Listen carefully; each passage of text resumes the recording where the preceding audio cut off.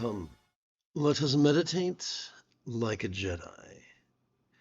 This morning, let us explore the 11th of 28 passages of the meditation classic, Great Garuda in Flight, composed oh so many centuries ago by the great Buddhist reformer, Prahe Vajra.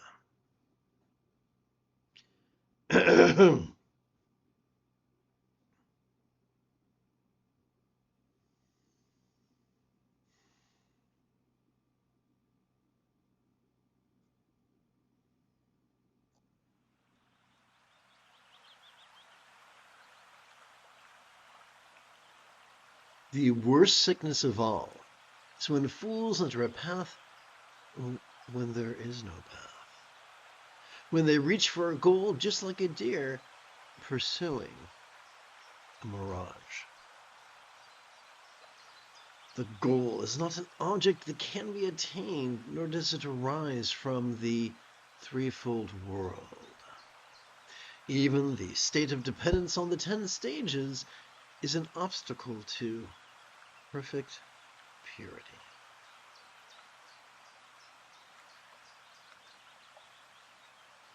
Well, that's weird. What does this mean?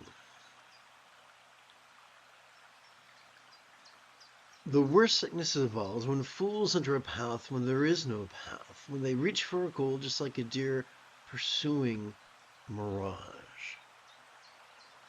To explain this, I'm going to turn to a set of visual aids. Both this morning's teaching text and the visual aids are available as free downloads, or I should say they're available as PDF free downloads. I'm not sure about that wording.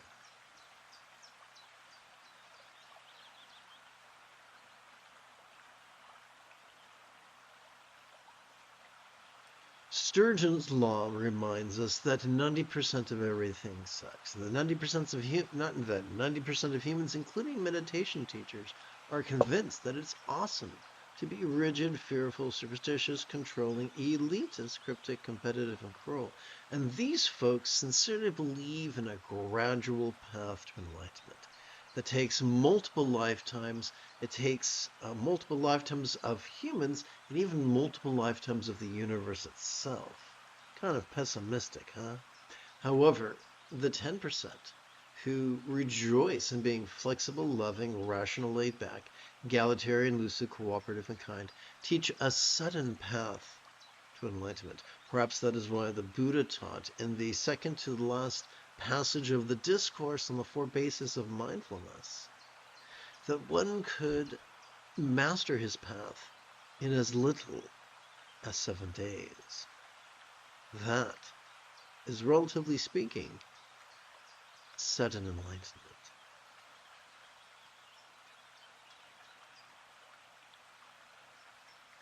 There is nothing to believe.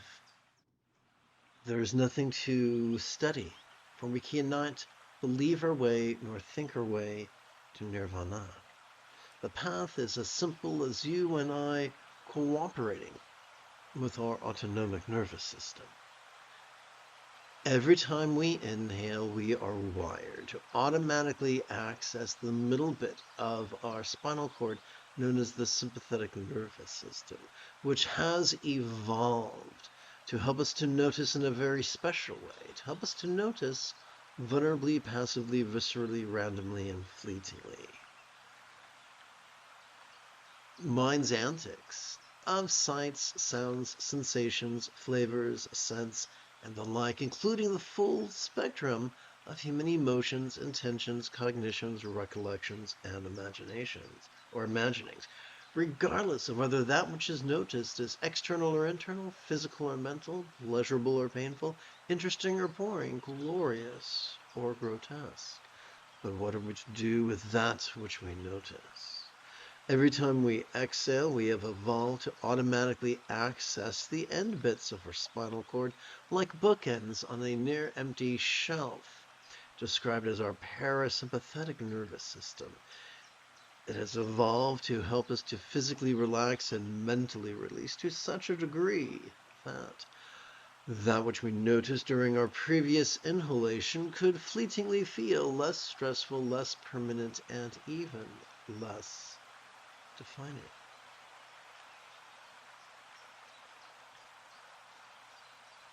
Despite the blatherings of those stuck on the foolish path, we recognize on the sudden path that enlightenment is as simple as mastering the Buddha's Eightfold Path. What does it mean to master the Eightfold Path? It means we get so good at it that we practice it spontaneously, habitually, easily, and effectively. The reason we're able to do that is practically the Eightfold Path reduces down to just noticing during our inhalation and relaxing during our exhalation. We can do that for 5 or 10 or 15 minutes once every 12 hours. Doing so acts as the key that unlocks the vault for us to spontaneously experience the remaining 6 folds of the path.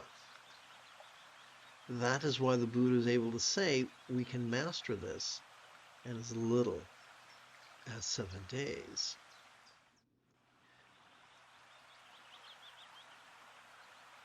We could, and the key to doing this is to silently and mentally recite the one-syllable verb watch.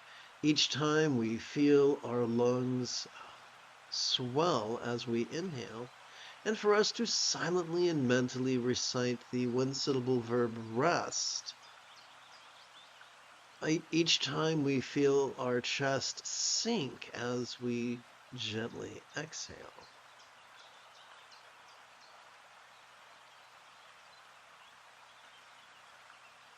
It looks like I made a boo-boo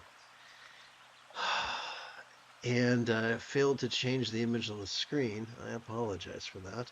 It doesn't feel like I'm really operating on all my cylinders this morning, so let's try that again.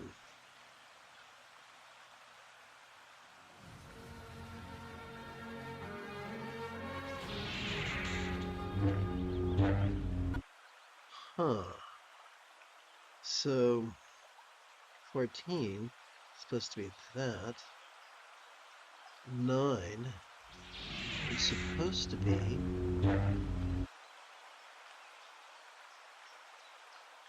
this one. Well, don't I feel like an idiot? Well, let's quickly re-explain what I should have explained the first time. Or I should say demonstrate what I should have demonstrated the first time.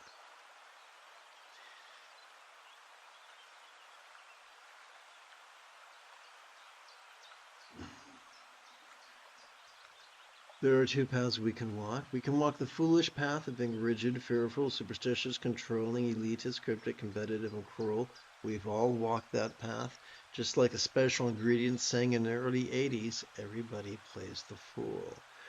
But Led Zeppelin saying, there are 2 paths we can walk on. And so we can choose the path of being flexible, loving, rational, laid back, egalitarian, lucid, cooperative, and kind. The foolish path says, dude, it's going to take you forever and a day to become a Buddha.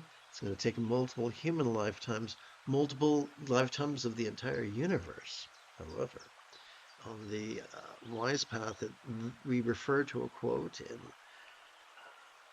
the second to the last passage in the Buddha's discourse on the 4 bases of mindfulness, where he explains that you could master his path in as little as 7 days.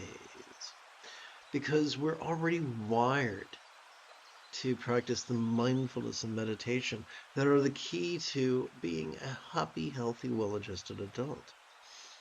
Each of us has an autonomic nervous system, which is just a fancy word for our spinal cord. Every time we inhale, we automatically access the middle bit of our spinal cord, known as the sympathetic nervous system, which has evolved to help us to notice in a very special way. It's evolved to help us notice vulnerably, passively, viscerally, randomly, and fleetingly, to help us to notice mind's antics of seeing, hearing, feeling, tasting, smelling, and the like, including the full spectrum of human emotions, intentions, cognitions, recollections, and imaginings. Including the full spectrum, I should say, including whether or not that which we noticed is external or internal, physical or mental, pleasurable or painful, interesting or boring, glorious or grotesque. What are we to do with that which we notice? Every time we exhale, we've evolved to automatically access the end bits of our spinal cord, known as the parasympathetic nervous system. It has evolved to help us to physically relax and mentally release to such a degree that which we noticed during our previous inhalation could fleetingly feel less stressful, less permanent, and even less defining. The key to practicing this effortlessly is for us to silently and mentally recite the verb watch every time we feel our chest swell as we inhale, and for us to silently and mentally recite the verb rest as we feel our chest sink as we exhale. Well, that was an exciting debacle. Now let's go back to the main lesson.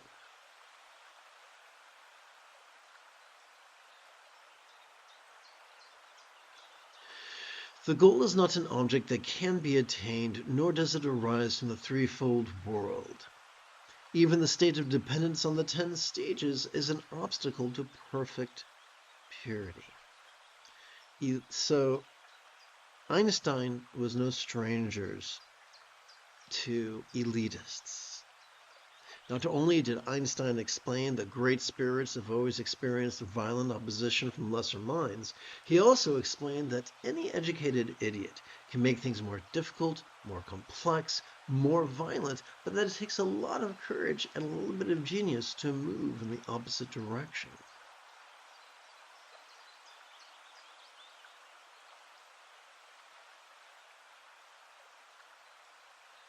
Time and again in various treatises, the author of this text warns that getting stuck in various spiritual programs where there are stages to work through is a distraction. All we need to do is cooperate passively with our autonomic nervous system. You might say, what about the capacity to focus? What about the capacity to analyze? The more we practice mindfulness and meditation, the more we could observe our choices, utterances, and deeds flowing, not from calculated contrivance, not from scatteredness, but from a centered spontaneity.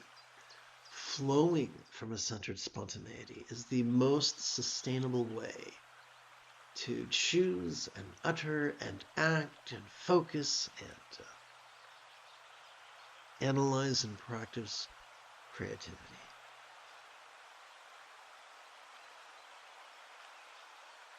Having completed the opening lesson of this morning's live stream, we can now shift gears. It is Luke Skywalker Friday morning. Of course, happy Halloween.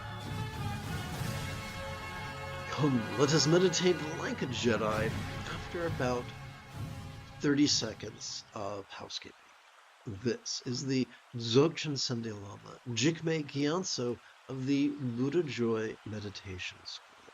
For more than 30 years, I've harnessed my autistic special interests as well as my ADHD hyperfocus so that I can spend about 8 hours a day, almost every day, studying, practicing, mastering, and reverse engineering the teachings and techniques of each school of meditation so that I can become your personal, nerdy, neurodivergent guide to nirvana. Welcome, my friends, to meditate like a Jedi, which is made possible. Oopsie, wrong button. Which is made possible due to the generosity of viewers just like you. For the remainder of this morning's live stream, I would very much like to simply practice mindfulness and meditation with you after I take a moment to check on something to make sure I covered all the lessons that I intended to. Please bear with me.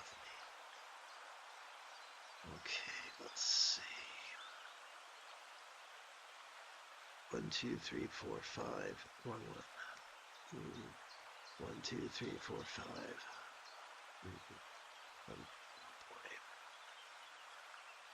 Okay, let's try that again.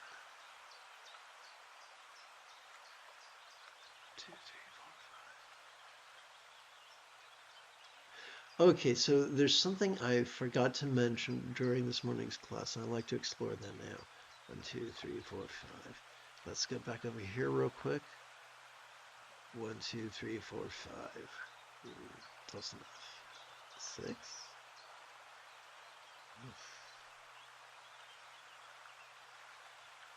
Okay.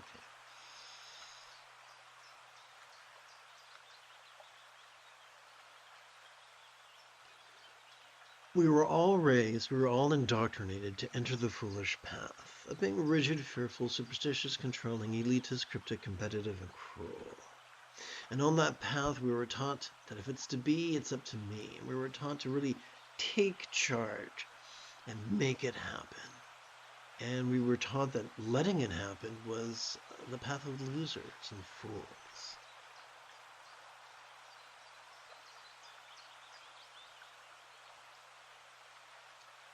But ironically, the way that our central nervous systems evolved, our autonomic nervous system does not respond to overt commands. For instance,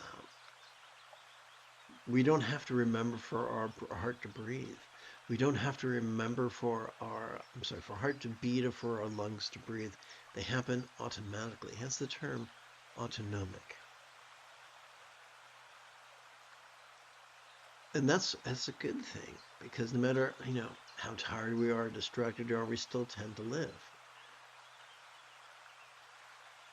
And so, contrary to the ravings of 90% of meditation teachers, our job is not to actively compete against our autonomic nervous system, but instead to vulnerably, passively, let me make sure you can see the actual arrow I'm working with, but for us to vulnerably and passively cooperate with our autonomic nervous system so that we can practice the noticing and relaxing that are the essence of mindfulness, meditation, peace, love, and enlightenment itself.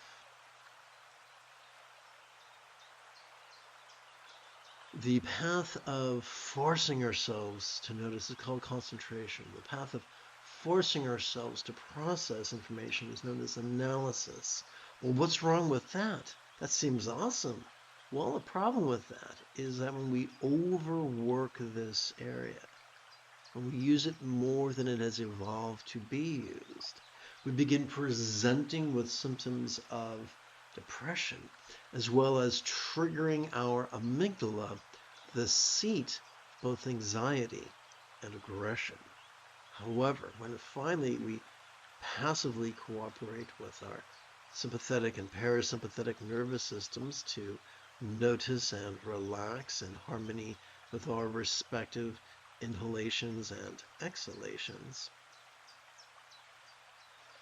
then not only do we calm our amygdala, but we gently stimulate the anterior cingulate gyrus, which functions as the hub of our mirror neurons, the seat of empathy, the key to not only contentment, but compassion and cooperation.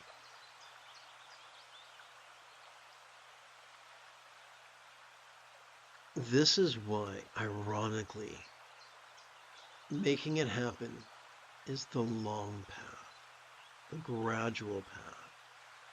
That's actually a dead end masquerading as a gradual path. Whereas the quick path, the sudden path, is what we are wired for. Just as you wouldn't use expensive water for crystals to crack walnuts, similarly, we want to use the right tool for the right job. I hope that clears things up.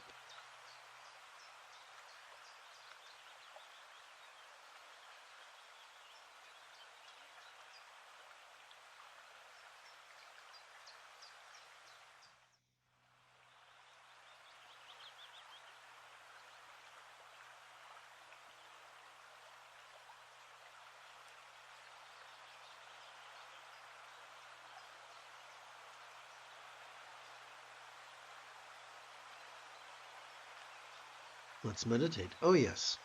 If you are prone to arthritis like I am, you may wish to adjust your legs every 15 minutes or so.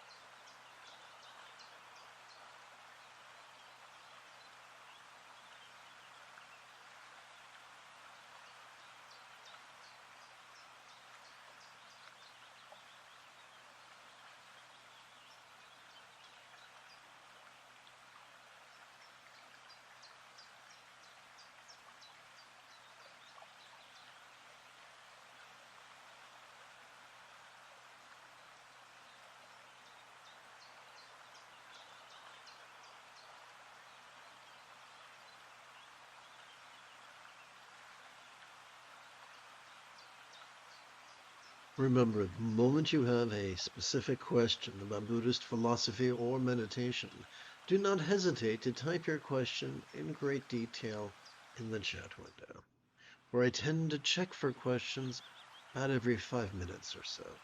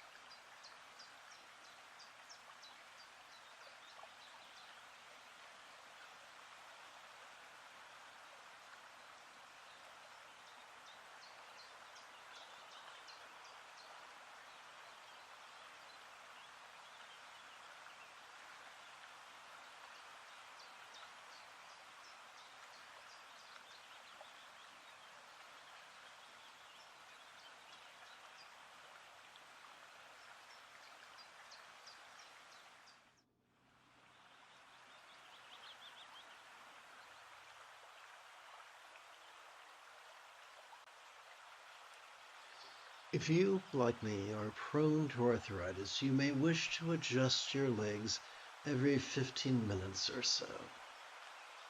The moment you have a specific question about Buddhist meditation or philosophy, do not hesitate to type your question in great detail in the chat window, for I tend to check for questions about every 5 minutes or so.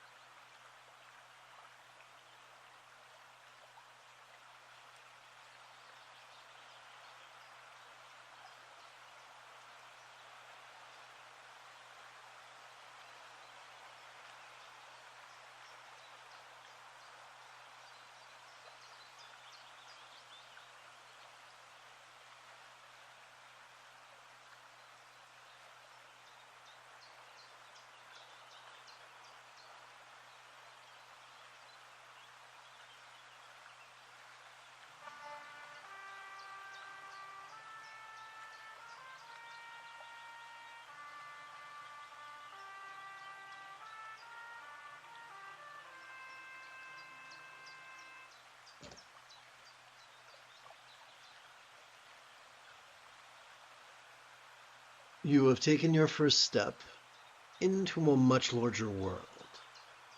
If you feel that I have earned it, you could give this live stream a thumbs up.